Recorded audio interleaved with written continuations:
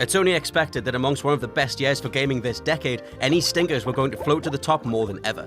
After all, the shinier the surface, the more obvious the blemish. It pays to take a look back at which games not only missed the mark, but that serve as a template on what not to do. From broken promises and outright lies to developers removing functionality and crippling their products post-launch, 2016 might have been this generation's strongest so far, but that only makes the following misfires all the more obvious. I'm Scott from WhatCulture.com, and these are the 12 worst video games of 2016. Number 12, Star Fox Zero. It doesn't matter how incredible or medium defining your game is, if it controls like hell, we won't stick with it. Such was the life lesson hopefully learned by Nintendo as they attempted to give fans the first home console version of Star Fox in over a decade, yet insisted on building its controls around the Wii U hardware. What could that possibly mean, you ask? Aiming using the gamepad, that's what. But doesn't a shooter need to put focus on pixel-perfect aiming and not holding the pad awkwardly in front of you for the duration? Nah, this is Nintendo we're talking about. You're lucky they didn't insist we suspend ourselves from the ceiling to imitate a barrel roll. Needless to say, forcing players to aim through the gamepad was just annoying, unnecessary, and after a few hours, tiring. Couple that with unremarkable graphics and extremely repetitive gameplay, and it's going to be an even longer wait before another truly great Star Fox game hits our shelves again. Number 11, Quantum Break. Quantum Break should have been f***ing awesome. Another project from the Max Payne and Alan Wake developers Remedy, combining their love for slow-motion action sequences and characters and stories that are more pulpy than a 3-week-old orange squash. Sign me up.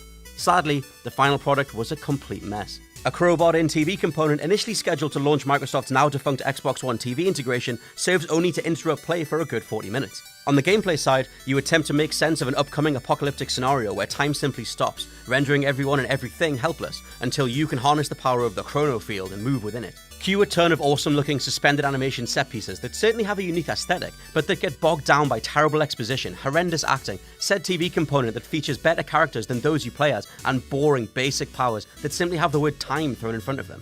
How the hell do you force push someone with time, anyway? Number 10, Mirror's Edge Catalyst. Despite continuing the original's ultra-slick art style, Catalyst didn't focus anywhere near enough on the gameplay parts that worked, instead forcing you into a number of clumsy melee encounters that eventually roadblock the good stuff. Because when it's good, it's great. The sheer rush of wind and blurred color that zips past you as Faith soars through the City of Glass is truly iconic, but the repetitive side missions, basic story, and terrible final boss only serve to cripple it every single time it's about to break into a sprint. For some reason, EA barely promoted Catalyst at the time of launch, and I'd be surprised if anyone outside of its established cult fanbase even knew it was out. It felt more like they were ticking the box mark to give one of our fanbases what they want, but with the bare minimum of effort, resulting in some admittedly great graphics, but nothing under the hood. Number 9, Homefront: The Revolution. Homefront: The Revolution really wanted to get some of Far Cry's open-ended structure dollars, resulting in a game that had a carefree, explorative nature right alongside a great alternate history setup where America is invaded by North Korean forces. This resulted in a really cool take back our country one place at a time style setup, but like Mirror's Edge, it was forever upended by naff design at every turn. And not just unsatisfying controls, but a confused tone that has oppressive themes which parallel and delve into real-world war-torn countries, sitting next to a gun that shoots fireworks in the colors of the American flag. As you do. Number 8, Street Fighter V. Pushed out of the door so Capcom could have a marquee fighter for their new Pro Tour event, Street Fighter V barely made a dent in the cultural conscious, simply because aside from its online versus mode, the rest of the game was completely unfinished. No arcade ladder, no tutorials, no versus AI option, literally, Pong had such a thing, no story, no challenge modes, the list went on. Only 2016 could be the year where a Street Fighter game releases with less core functionality than Pong. Capcom would eventually add some of these modes in, the game did release back in February, but by then it was all too late.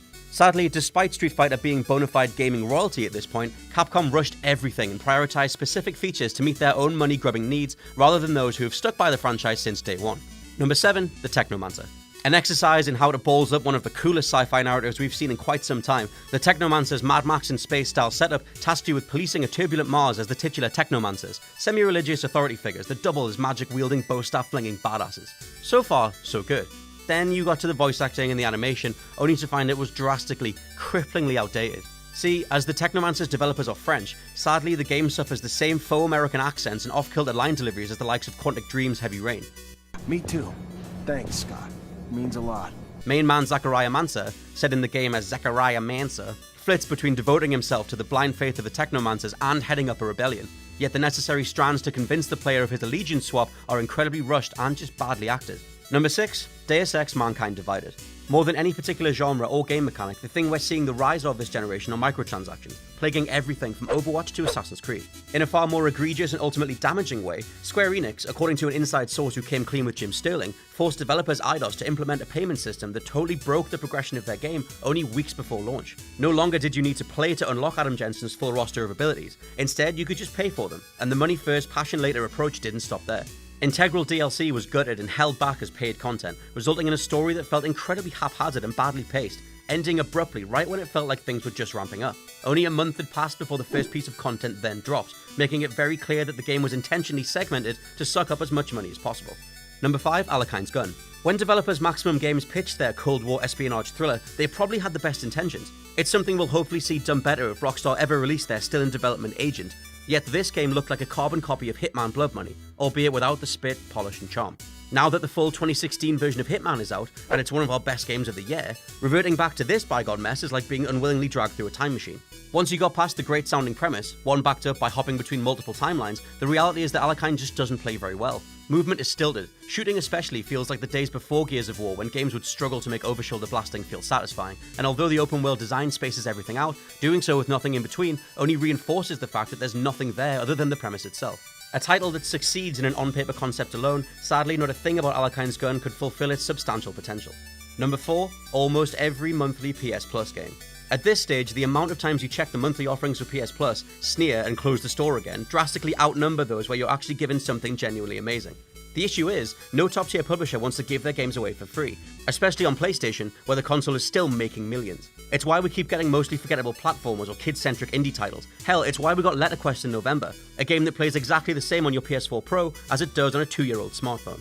The issue isn't that these games aren't very good, it's that none of them are remotely satisfying showcases of what a PlayStation Plus premium membership should bring. Look to Microsoft's output and you'll find AAA games like Sunset Overdrive and WWE 2K16 right next to a continually impressive catalogue of backwards compatible 360 titles released alongside, every single month.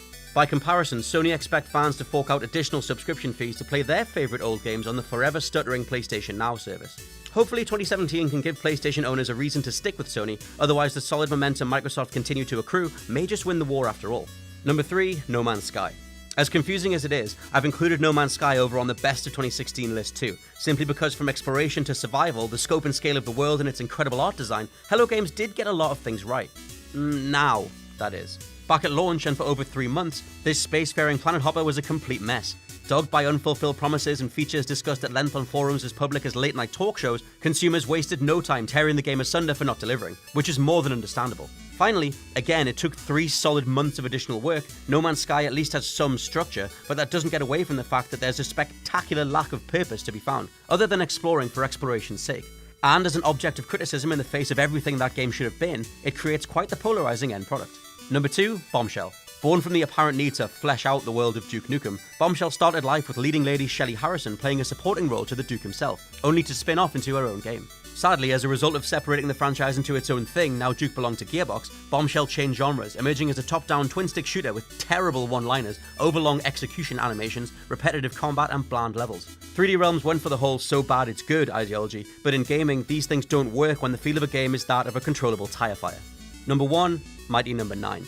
The biggest stinker of 2016, Mighty Number 9 was supposed to be author Keiji Inafune's return to the beloved Mega Man formula, albeit without the official license. As such, the project was kickstarted into being by fans to the tune of over $4 million, despite developers' concept only asking for $900,000. Following this, development went from being an easily achievable side-scroller to a multi-platform, multiplayer scoreboard-supported mess. In a notably cringeworthy moment, Concept released a spectacularly tone-deaf trailer aimed at, I don't even know, 90s stereotypes of jocks, maybe? And make the bad guys cry like an anime fan on prom night. Berating its core demographic as the drastically outdated mom's basement style of nerd, it only served to add insult to injury, being the game had been delayed repeatedly, eventually releasing to overwhelmingly negative reviews with graphics that looked like they belonged on a PS1. Just take a look at the footage. This cost $4 million. And those are our worst video games of 2016. What do you think? Let me know if I'm right or wrong, and what do you think it should be at number 1? Don't forget to like, share, and subscribe. I'm Scott from WhatCulture.com, and I'll see you soon.